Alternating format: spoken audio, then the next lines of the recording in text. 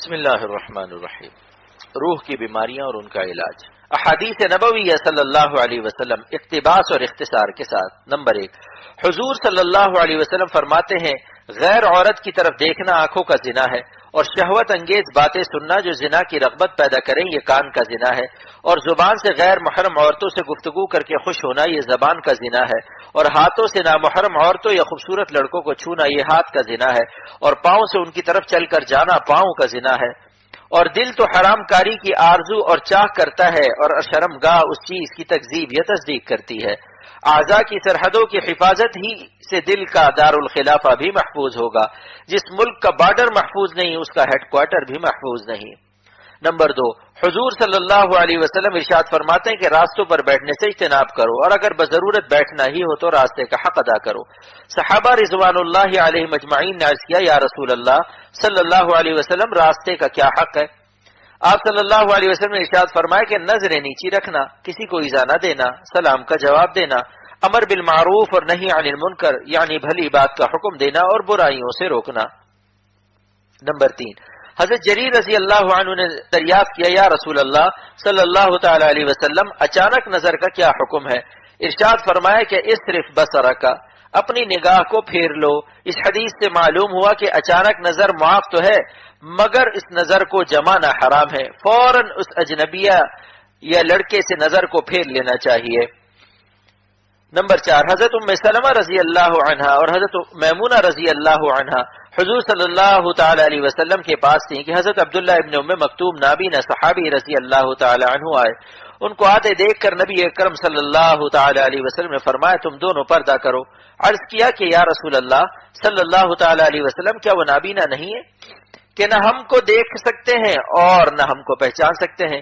نبی اکرم صلی اللہ علیہ وسلم نے ارشاد فرمایا کہ تم تو نابینا نہیں ہو اور کیا تم ان کو دیکھ نہیں رہی ہو؟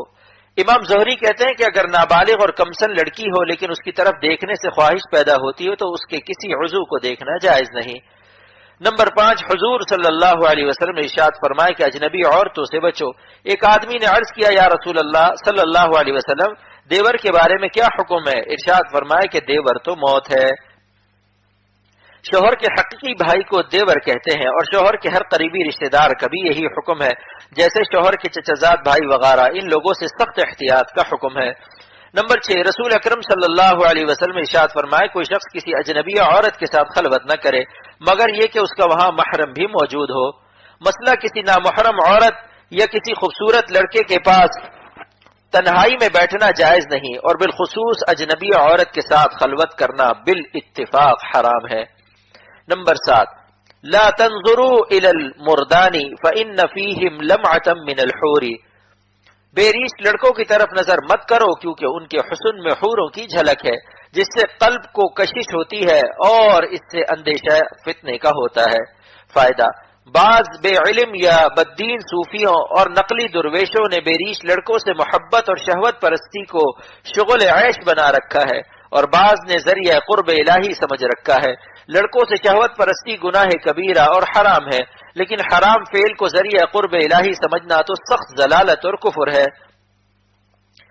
نمبر 8، حضرت جابر رضی اللہ تعالی عنہ سے روایت ہے کہ رسول اکرم صلی اللہ علیہ وسلم نے ارشاد فرمایا ان اخوف ما اخاف على امتی عمل قوم لوط، سب سے زیادہ خوف جو میں اپنی امت پر کرتا ہوں وہ قوم لوط کا عمل ہے۔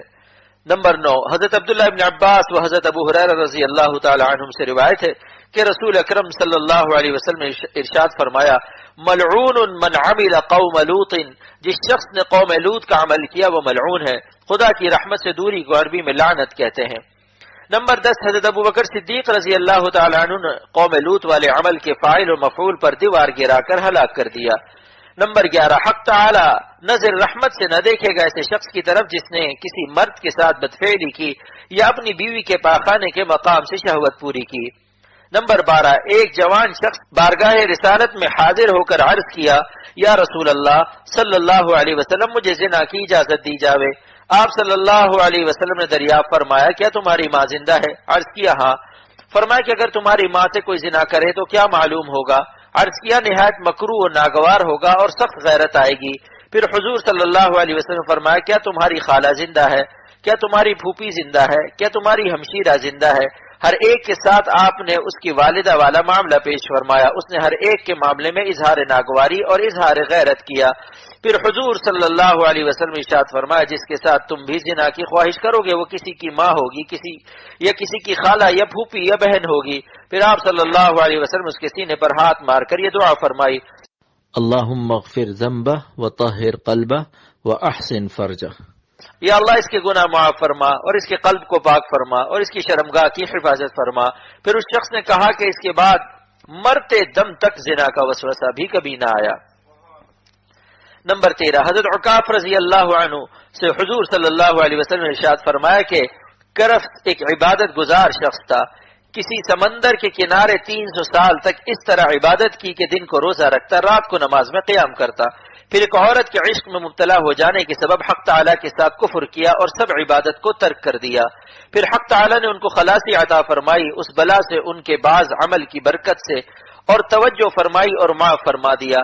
پھر مخاطب سے فرمایا اے عکاف تم نکاح کرو، وَإِلَّا فَأَنْتَ مِنَ الْمُدْبِرِينَ، ورنہ تو خسارے میں ہوگا۔ اسی طرح حدیث کے شروع میں آپ صلی اللہ علیہ وسلم نے یہ بھی ارشاد فرمایا، شرارکم عزابکم وَأَرَازِلُ مَوْتَاكُمْ عُزَّابُكُمْ، تم میں سب سے برے وہ لوگ ہیں جو بدون بیوی کے ہیں، اور تمہارے مرنے والوں میں برے لوگ وہ ہیں جو بدون بیوی کے تھے۔ اور عکاف رضی اللہ تعالی عنہ کو نکاح نہ ہونے کے سبب شیطان کا بھائی فرمایا۔ نیز ارشاد فرمایا کہ صالحین پر شیطان کا سب سے بڑا ہتھیار عورتیں ہیں۔ پھر حضرت عکاف رضی اللہ تعالی عنہ نے نکاح کر لیا۔ فائدہ، اس حدیث میں نکاح کی ترغیب ہے اور نکاح نہ کرنے کے فتنوں کا ذکر ہے، لیکن نکاح سے مجبور لوگوں کے لیے دوسری روایت میں علاج روزہ مذکور ہے۔ نمبر 14، حضور صلی اللہ علیہ وسلم نے ارشاد فرمایا کہ وہ شخص مسکین ہے جس کی بیوی نہ ہو۔ لوگوں نے عرض کیا کہ وَإِنْ كَانَ كَثِيرَ الْمَالِ، اگرچہ مال کثیر رکھتا ہو۔ آپ صلی اللہ علیہ وسلم نے فرمایا اگرچہ مال کثیر رکھتا ہو۔ پھر فرمایا وہ عورت مسکینہ ہے جس کا شوہر نہ ہو۔ لوگوں نے عرض کیا وَإِنْ كَانَتْ کثیرۃ المال، اگرچہ مال کثیر رکھتی ہو۔ ارشاد فرمایا اگرچہ مال کثیر رکھتی ہو۔ نمبر 15، حضور صلی اللہ علیہ وسلم نے ارشاد فرمایا کہ دنیا پونجی ہے اور دنیا کی بہترین دولت نیک عورت ہے۔ نمبر 16، حضور صلی اللہ علیہ وسلم نے ارشاد فرمایا کہ عورتوں کے صرف حسن کو دیکھ کر یا صرف مال دیکھ کر نکاح نہ کرو، کیونکہ ہو سکتا ہے حسن اس کو برائی کی طرف لے جاوے اور مال اس کو سرکش اور بدتمیز کر دے۔ بس نکاح میں دین کو مقدم رکھو، یعنی دیندار عورت سے نکاح کرو۔ نمبر 17، حضور صلی اللہ علیہ وسلم نے ارشاد فرمایا من تزوج فقد استکمل نصف الایمان فلیتق اللہ فی نصف الباقی، جس شخص نے نکاح کر لیا اس نے بے شک نصف ایمان مکمل کر لیا اور نصف باقی میں اللہ تعالیٰ سے ڈرتا رہے۔ فائدہ، نکاح سے دل کو سکون رہتا ہے اور شرمگاہ کی حفاظت آسان ہو جاتی ہے۔ بس ہمت اور تقوی کا اہتمام رکھے تو انشاءاللہ تعالی محفوظ رہے گا۔ نمبر 18، حضور صلی اللہ علیہ وسلم نے ارشاد فرمایا کہ عورت جب سامنے سے آتی ہے تو شیطان کی صورت میں، یعنی اس کا سامنا اور اس کا پیچھا دونوں دل کو اور ایمان کو خراب کرتا ہے۔ بس جب کسی شخص کی نظر کسی عورت پر پڑ جاوے اور اس کا خیال آئے تو اپنی اہلیہ سے صحبت کر لے، اس عمل سے اس کے نفس کا برا تقاضا دفع ہو جاوے گا۔ ایک اور حدیث میں یہ الفاظ بھی آئے ہیں ان الذی معہا مثل الذی معہا، یعنی جو تمہاری بیوی کے پاس ہے وہ بھی مثل اس چیز کے ہے جو اس اجنبیہ کے پاس ہے۔ نمبر 19، من عشق وکتم وعف ثم مات فهو شہید، جو شخص عاشق ہوا اور اپنے عشق کو چھپایا اور عفیف رہا، یعنی نہ آنکھ سے دیکھتا ہے، نہ ہاتھ سے خط لکھتا ہے، نہ پاؤں سے جاتا ہے اس کی گلی میں، نہ دل میں قصدن اس کا خیال لاتا ہے، اور اس ضبط و گھٹن سے مر گیا تو وہ شہید ہے۔ نمبر 20، النساء حبائل الشیطان لأنه يصطاد بهن الرجال ويجعلهن اسبابا لاغوائهم۔ حضور صلی اللہ علیہ وسلم ارشاد فرمایا کہ عورتیں شیطان کی جال ہیں۔ حبائل کے معنی پھندا اور جال، یعنی شیطان عورتوں کے ذریعے سے مردوں کا شکار کرتا ہے۔ نمبر 21، حضرت عبداللہ ابن مسعود رضی اللہ عنہ سے روایت ہے ان النظر سهم من سهام ابلیس مسموم من ترکها مخافتی ابدلته ایمانا یجد حلاوته فی قلبه۔ حدیث قدسی ہے، حق تعالیٰ کا ارشاد رسول اللہ صلی اللہ علیہ وسلم نے نقل فرمایا نظر شیطان کے تیروں میں سے زہریلا تیر ہے، جو شخص میرے خوف سے باوجود دل کے تقاضے کے اپنی نظر پھیر لے، میں اس کے بدلے اس کو ایسا پختہ ایمان دے دوں گا جس کی لذت کو وہ اپنے قلب میں محسوس کرے گا۔ نمبر 22، جب تم میں سے کوئی دیکھے کسی حسین عورت کو اور وہ اس کو اچھی معلوم ہو، پس اس کو چاہیے اپنی بیوی کے پاس چلا آوے، یعنی اس سے صحبت کرے۔ فَإِنَّ الْبُضْعَ وَاحِدٌ وَمَعَهَا مِثْلُ الَّذِي مَعَهَا، کیونکہ شرمگاہ دونوں جگہ ایک ہی سی ہے اور بیوی کے پاس بھی ویسی ہی چیز ہے جیسی اس اجنبی عورت کے پاس ہے۔ ارشاد حضرت مولانا محمد یعقوب صاحب دیوبندی رحمۃ اللہ علیہ، اپنی نظر کو ہر چیز میں صرف حاجت روائی کے درجے تک منحصر رکھنا چاہیے اور لذت کے درجے کے در پہ نہ ہو، کیونکہ لذت کی کوئی حد نہیں۔